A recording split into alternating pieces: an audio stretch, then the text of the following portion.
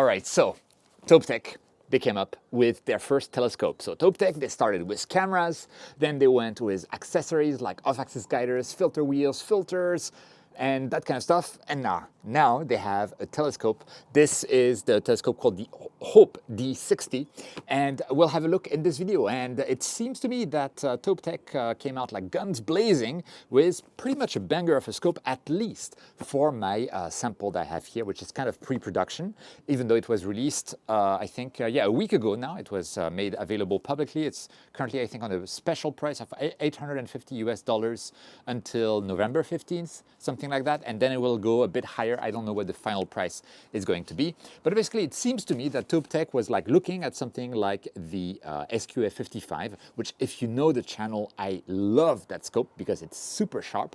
And so Touptek went ahead and said like, oh, SQA55, well, we can do the same, but better. Let's have a look at this telescope, this Hope D60, and I mean, come on, they're setting themselves up for so many jokes with like Hope. I hope it's going to be a good telescope. So yeah, we get in the box some manual stuff. They call it the Hope Papo D60, 280 millimeters, f4.66 L. So f4.66. Precise number. It's actually a better focal ratio than the SQA55, which is f4.8, if I recall properly. The focal length is also a bit longer. So the aperture is bigger, 60 versus 55.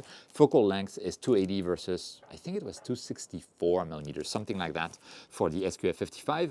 And I think the PAPO term, which I haven't really seen before, probably refers to Petzval APO, because it is supposed to be a Petzval design, meaning that as long as you can reach focus, then you don't need to worry about back focus, like the distance between the telescope and the camera doesn't really matter, as long as you can reach focus. So that's with the manuals. Then we have a pretty nice, I don't know, it doesn't feel as nice of a case as something like the case for the ZW-AM5. I would say that ZW probably have like their soft cases more down to a science than Touptek, but you know, not a big deal. So let's remove that and we get access to the inside. We have the telescope here with, I like to see that, an area where you can remove foam so that you can actually have an electronic focuser in the case after setting it up on the telescope. That is something that at least the SQ55 didn't do out of the box or in the box. And we have some small accessories. I see like a hex screw, hex wrench, something like that. I haven't needed to use them. And then something that I really like to see, this is actually, I'm going to open it actually while I'm at it. This is a back-end adapter for telescope. This is M54, and this actually comes with a dust cap, an M54 dust cap, which is really nice, because up to now it's been a pet peeve of mine that so many telescopes, so many small refractors in particular, they come like by default, they have the M48 installed, and then they provide an M54 adapter, but only the M48 adapter has the dust cap. Here we have a proper dust cap on the M54. Touptek, you probably didn't know about my pet peeve, but thank you so much for fixing it for this telescope. So there we have the M54 adapter. This is actually the adapter that I will use for all of the tests, because I'll be linking APS-C cameras, the ZWSI 2600 MC Air smart camera, which has basically we use M54 adapters all the way, and also the Touptek Sky Eye 24AC, which is a full frame camera, where we also use full frame M54 adapters all the way. One thing to note with this M54 adapter, I can take a 2-inch filter. This one is a sample luminance from SV Boni, and I can screw it in within the adapter itself, and that just works. Nothing to do more than that, and yeah, no worries whatsoever, that works. However, you cannot do that with the M48 adapter that is on the telescope. Let's have a look at it right now. Removing the telescope from the case, we have a tiny little cute gray scope with, you know, D60 Hope Papo 280 f4.66 Touptek Astro, nice focuser. We have a focuser window to see roughly where we are located. Actually, kind of like to see that. And actually, it's kind of necessary, because if you extend the focuser knob, then you don't really get gradations there. You only get rotation gradations. So you have a rotator here, which is nice and smooth. The focuser as well is nice and smooth, both the fine focus and the coarse focus. And the only gradation that you get on here are the rotation gradations. And then on the side window, the position of the focuser itself. And then let's go back to that M48 adapter that comes installed on the telescope by default. If I remove it and I try to put in an M48 or 2-inch filter in there, doesn't work out. So that's a little bit of an oversight from Touptek. It would have been nice to have like just the like half of the length of your threads to be carved out for M48. That way you could have a filter in there without any issues. Whereas compared to something like the SQA55, and the SQA55 can always accept the filters within the telescope. So that's a bit of a missed opportunity there from Touptek. But you know, if you're going to use M54, it's not an issue. And if you're going to use a filter wheel or a filter drawer, it's not going to be an issue either. By the way, we were looking at the focuser here, and what I think that I really like with this tiny small telescope is that the focuser is indeed a traditional knob-based focuser, and not like on the SQA55, which I have here. It's not a helical focuser. Mind you, the SQA55 helical focuser is excellent, and you can indeed add an autofocus kit to, you know, adapt it to the telescope and that kind of stuff, but it's still a bit cumbersome. To have that, I much prefer the traditional nubs. So that's like a point to Touptek. At the same time, we have a handle at the top. You can absolutely carry the scope like that, or you can you know, put some accessories there, ASI Air, control computer, guide scope, all that kind of good stuff. And here you have an additional dovetail that's available, and you also have spots to put yet an additional dovetail on the tube ring. And of course, the tube ring, you can remove the scope from it, you can put it back, you can move the telescope back and forth within the tube, you can rotate the telescope within the tube ring itself, and of course you have also the rotation that we discussed earlier at the back there. So here we get all of the advantages of a traditional scope ring. So we have a traditional scope ring and dovetail at the bottom with nice 4 screws to really hold it in place very firmly. But if you go back to the SQA55, you get a really nice kind of design, but it has those weird kind of like proprietary adapters that you need to kind of like buy or make those some adapters there. You can see that I have like this orange thing is a 3D printed adapter that I made so I could attach an additional kind of tiny guide scope dovetail there. So it's a bit painful. It's super nice, but kind of proprietary, and let's say it has its limitations. And on the SQA55 as well, by default, you get only a single screw between the dovetail base, let's say, and the dovetail plate. And also, since you rely on this proprietary adapter, I've heard reports of some people where that adapter over time loosens. And obviously that means that it's going to be a big problem. Both really cool, and the negative about the ASCAR is the non-standard kind of way of holding the telescope and the non-standard interface between the telescope and the mount. Touptek, in comparison, they decided to keep classic. Everything is standard. And then if we look at the front, we have a dust cap that is actually a screw-on dust cap, whereas the SQA55 has kind of like those plastic dust caps for cameras. Actually, I can show you something like that. They're super easy to remove and put back with just one gesture, but if you don't put them back correctly, they can fall out and cause issues. So here we get the opposite stuff, like you can screw it in, it's gonna be really set in place, but then to screw it out, it takes time and it's a bit painful, but you don't do it that often, so it's fine, etc., etc. And anyway, I'm talking, but we can see the inside of the scope. Okay, our 60 millimeters aperture. I don't see any lettering inside the telescope, but it is what it is. One thing I really like, and that actually reminds me of some really old, like vintage Pentax / Asahi lenses, like the 200 millimeters lens, when you could grab the edge of the lens and pull and get a dew shield or lens hood effectively to retract from inside the lens. So the outer diameter of your telescope never changes. You can just extract it and put it back. And this is really, really nice. I actually really like the system. It's very like nostalgic for someone like me. But yeah, it's a system that I like.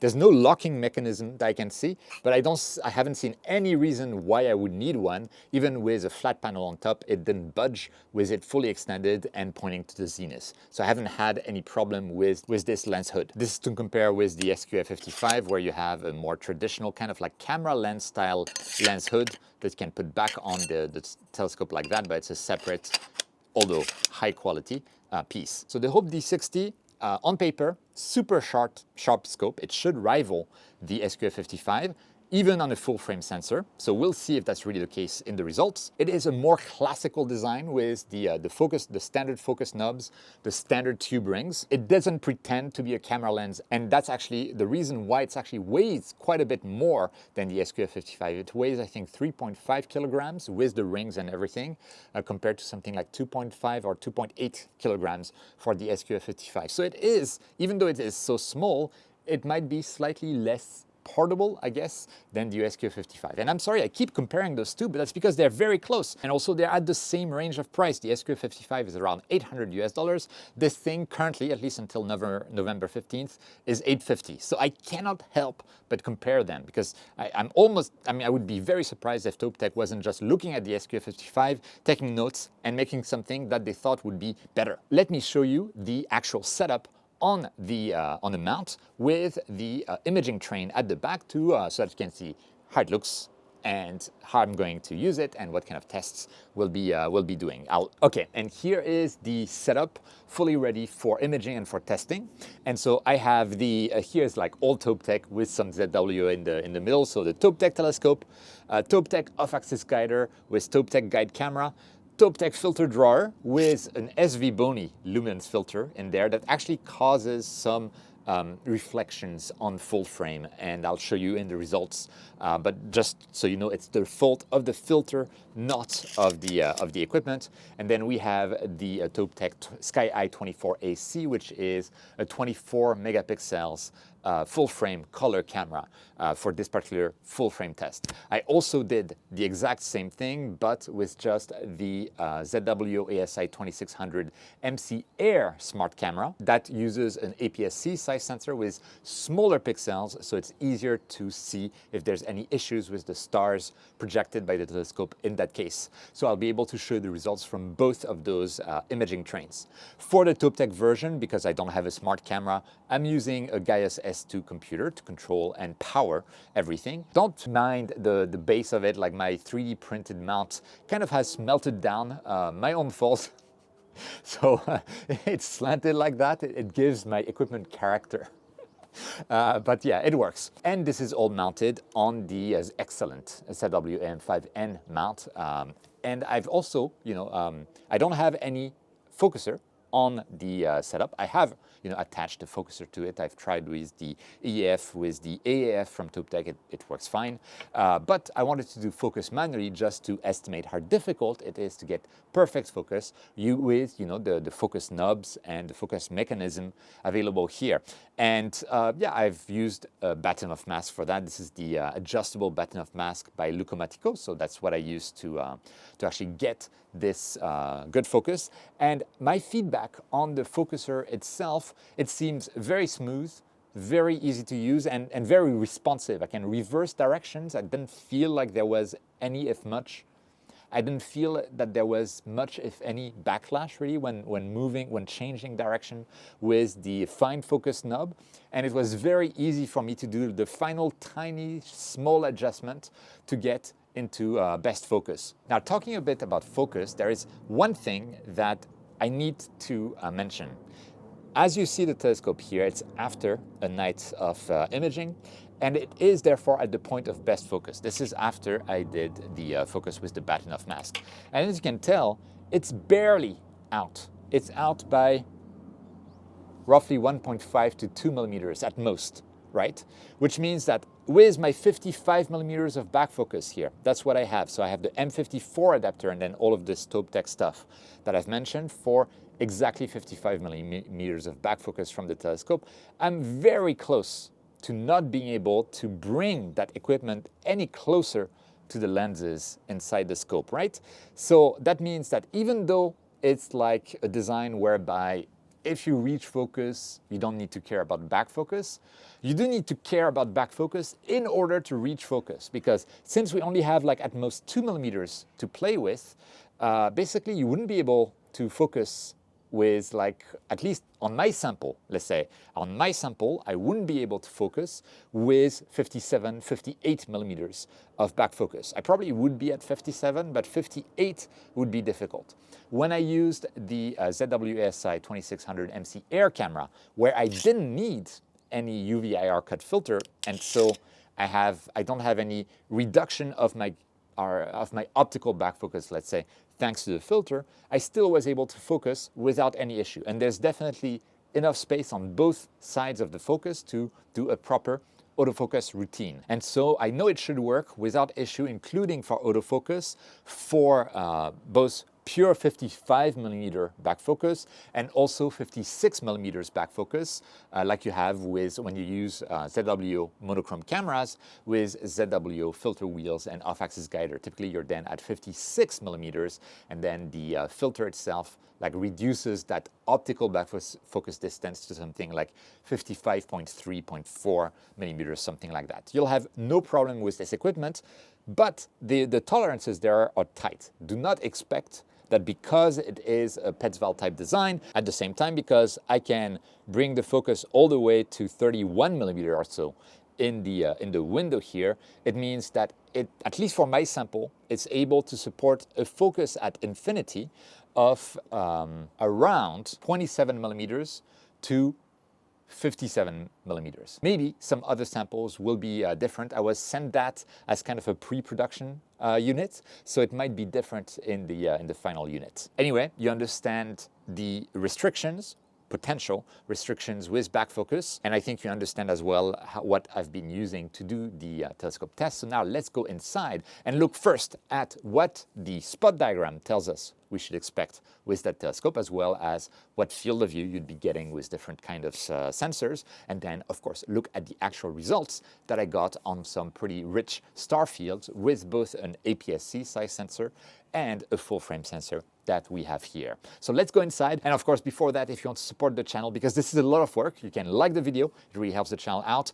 You can watch until the end. It's actually recently the only thing that YouTube looks at, so that helps a lot actually. And of course, you can consider subscribing to the channel. And if you want to support me even more at no cost to you, and you're planning on buying anything from Touptek, Amazon, High Point Scientific, Agena, etc., if you do so after clicking the links down in the description or the pinned comment, it will help me out at no cost to you. And that's the case for this little telescope here as well. I'll have the link down below, of course. And if you want to be a sponsor of the channel, help make these videos possible, direct and join my Patreon as a member. The link is down in the description. Some ranks of my Patreons have access to my videos early and without ads. Or you can also join my YouTube channel as a member. That's the join button next to the subscribe button. You guys, you know it. You make all of this adventure, this channel, these reviews, these explanations, tutorials, etc. possible. This would not exist without you. So as always, thank you so much for your generosity and your contribution to the hobby in general.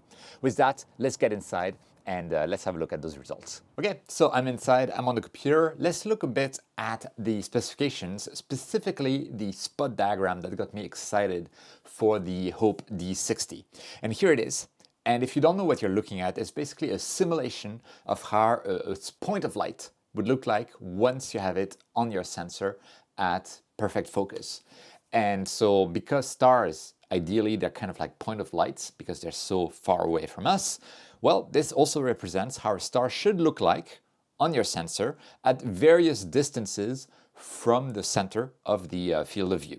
And it's represented across multiple wavelengths from 436 nanometers to 707 nanometers. I like to have the 0.436 here go down to 0.4 because that's where problems really start usually with some optics. But okay, let's look at that. And what you can see is that you have a scale here of 100 microns on the side, and you can see it's a perfect circle, tiny in the center, and it keeps being a perfect center, a perfect circle, all the way 13.2 millimeters away from the center of the field of view, and then it becomes like squarish and like kind of an arrow type of shape towards the edge. But if you look at the bottom there, the RMS and georadiuses, even 22 millimeters in the center, are always less than 3.6 or 3.7 microns. At the same time, if you compute the airy disk diameter,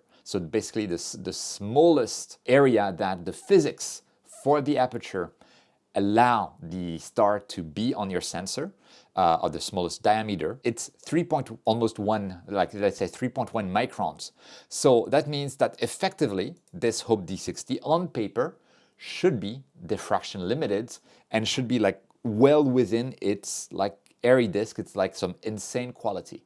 Now, the problem that you have when you have telescope manufacturers that optimize the spot diagram too much is that then when you actually build the telescope, manufacturing tolerances, alignment of the optics, etc., might get quite far away from the ideal spot diagram that we see here. So when manufacturers design telescopes, they'll try to design those telescopes such that if you have like small deviations from the ideal alignment of lenses, etc., due to the manufacturing, you keep having the same type of spot diagram. And so you can optimize for a magnificent spot diagram with more sensitivity to manufacturing issues, or for a good spot diagram with fewer or less sensitivity to manufacturing issues. And so let's look now at the SQA55, which I've been mentioning all of the time. And this time the scale is twice as large with 200 microns there. And you can see the figures for RMS and georadius are still very good. But they are not as good. Like we still get like a very good result at like 2.0 at a distance of 15 millimeters in the RMS radius compared to let's say around, I guess, between those two. So yeah, 1 point something, 1.3. But you can see that the SQA55 on paper should be less sharp than the Hope D60, because it actually, if you look at the georadius, which is kind of like the physical total size, like the largest the spot looks like on your sensor, it's beyond what the SQA55 has as a airy disk, whose diameter is 3.2 microns there. So yeah, in theory, the Hope D60 should perform better, which is very exciting. Now, looking at the field of views that you get for the D60, it's a small refractor. So this is the field of views with the red, like on M27, which is a large planetary nebula as far as planetary nebulae go. And you can see it's not a great telescope if you're going to go image like small galaxies, small planetary nebulae. That's not the telescope for you. I'm not teaching you anything new. So full frame looks like the red thing here. So M27 is the very center there. APS-C is in yellow, and then we have the 585 sensor, which is a bit less than 1 inch, and it's kind of okay for M27. So you really want to go all the way down there. The resolution with the 585 sensor, with its 2.9 micron size pixels, is 2.14 arc seconds per pixel. And with the pixels of the other sensors of, let's say, 571 sensor, is 3.76 microns, you get 2.77 arc seconds per pixel. So it's not very good resolution, the usual stuff with small telescopes. If you look at the same thing but on M31, well, you get exactly something like it's very much the same as the SQA55 with the same, full frame is good. APS-C also covers the entirety of the galaxy, and the 585 sensor is really like doesn't include the entirety of the galaxy, but it does a good job. It's a good, all-purpose, small, portable, wide field refracting telescope, the usual stuff. Okay, so now that we've looked at what field of views we can expect, and like we've gotten our hopes up for the actual star sharpness, let's look at the results. So for now, let me show you the results with the ASI 2600 MC Air, so an APS-C size sensor on a very rich star field that's, I believe, Deneb.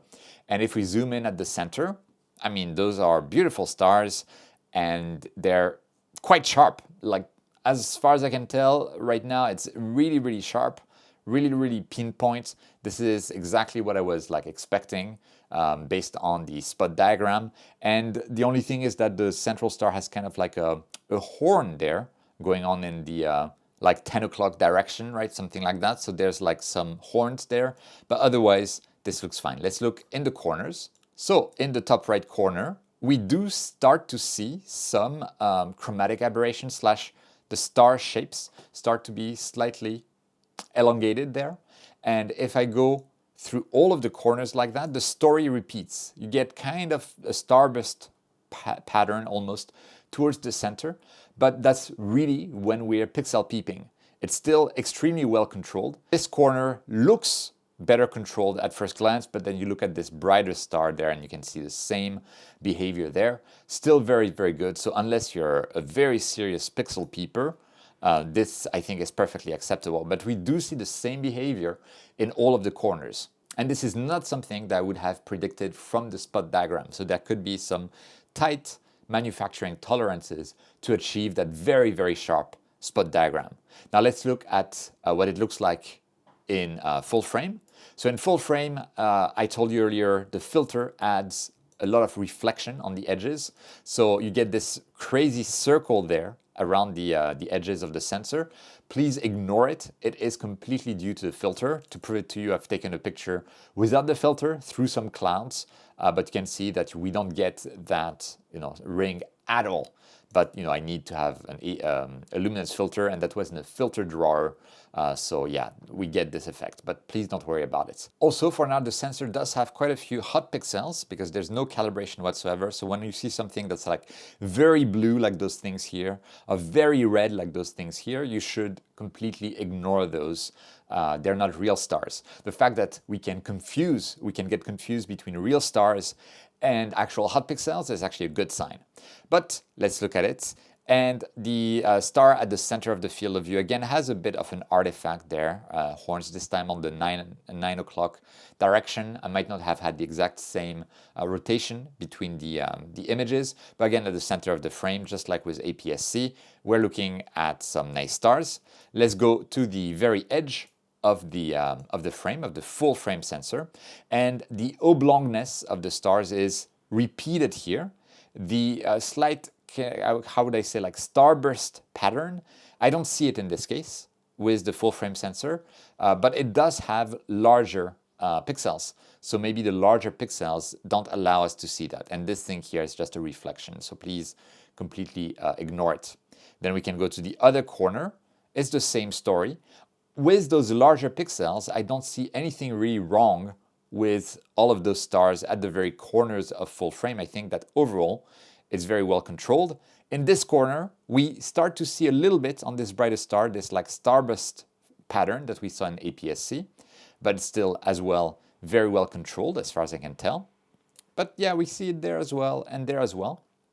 So if you're pixel peeping, and this corner I think is pretty much the same story, the stars are not perfect at the corner of full frame. If we look at a flat frame in full frame, and you can see I have a dust mode here, let's ignore it, and I take a black and white version of that image, so the luminance of it basically, and I look at the towards the center of the frame, we see a value of, let's say, 0.4020, and at the very corner of the darkest area, 0.359. So we get, actually, this is a very good result. Towards the corners of the frame, I still have almost 90% of the luminosity compared to the center of the frame. I think this is actually better than the SQA55, although I don't quite recall what number I had gotten there. So in terms of vignetting and light fall off at the corners of full frame, this telescope does an amazing job, really.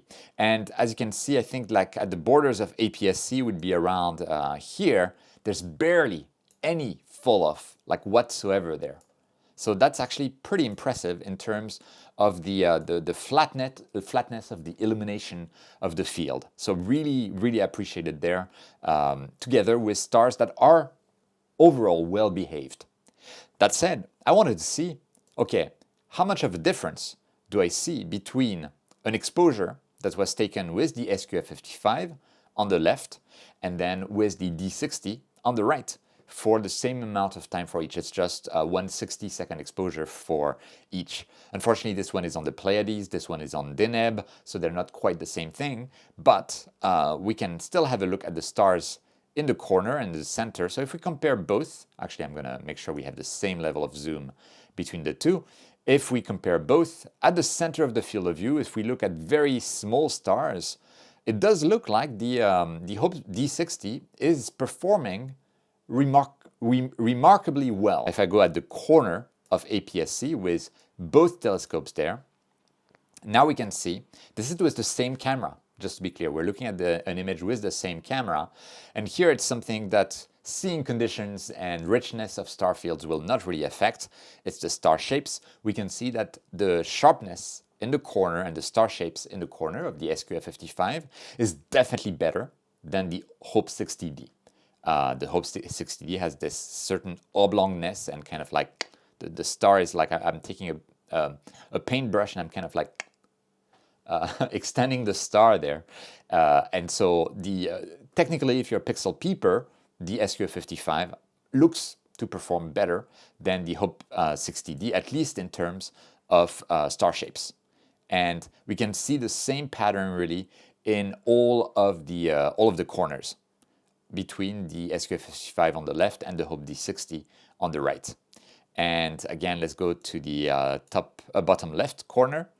Bottom left corner, it looks actually very similar. Okay, so maybe I need to eat my own words a little bit. And then the top left corner, yeah, we can see again like slightly oblongish stars on the Hope D60 versus better control, overall better control star shapes for the SQA55. So after seeing those results there, what are your thoughts on that? Let me know down in the comments. And while you're at it, like the video. If you want to support the channel and you're planning on buying this D60 or the SQA55, for instance, or anything else from Amazon, High Point Scientific, Agena, etc., please do so after clicking one of the links that I have down in the description. It will help me out at no cost to you, and you can sponsor the channel directly as a Patreon member, link in the description, or as a channel member. It's the join button next to the subscribe button. Okay, but with that, what do I think of the Hope D60? I think it's a good alternative if you're looking at a small telescope. Right now, like for a small telescope, my recommendation was, if you have the budget, go for the SQA55. If you don't have the budget, you can look at something like the SV555 from SV Boni, but you need to be ready to have a bit more jank, right? The SQA55 is kind of like a Rolls Royce of small telescopes. I haven't tried the latest versions of the Red Cat 51, so I cannot really compare.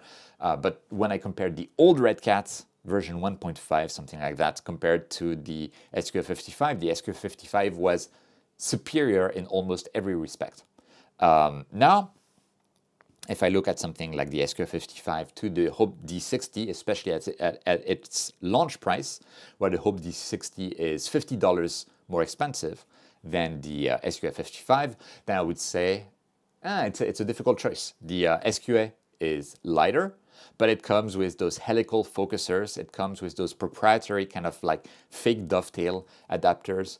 It comes with this non-conventional design, whereas the Hope D60 has slightly less good star shapes, slightly better in the corners of APS-C, and to some extent full frame, and I would assume full frame as well. Keep in mind, at the same time, it has amazing vignetting, and you get a telescope that is very standard. You have a standard tube ring, standard dovetail attachment, standard guide scope dovetail saddle attachment, standard dual speed focuser that works very well.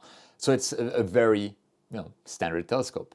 And it has a dust cap for its M54 back-end adapter, although you can only use internal filters if you're using that M54 adapter at the back. So yeah, it's a wash. Now, I don't know what the price is going to be after the early birds from Touptek ends on, I think, November 15th, something like that. So if it's like $900, I think it's still a very good alternative to the SQA55, depending on what your priorities are. If it gets a bit more like, if it gets towards like $1,000, I'd be like, maybe go for the SQA55, like in all cases. So it really depends on what pricing Touptek will achieve at that point. If it's $950, I'd be like, I don't know. You make the choice, right? So that's where we are. So yeah, I hope this video was useful. I tried to make my videos and my reviews as objective as possible. The telescope was provided to me by Touptek. I will send it back to them at the end of this review period. I do not get any monetary reward for making that review, and Touptek has no say whatsoever in what I say or do or mention in this review. So yeah, there it is. Anyway, I hope this was useful. Thank you so much for watching. Thank you so much for supporting the channel. Don't forget, whenever you can, to look up at the stars, and I'll see you next time.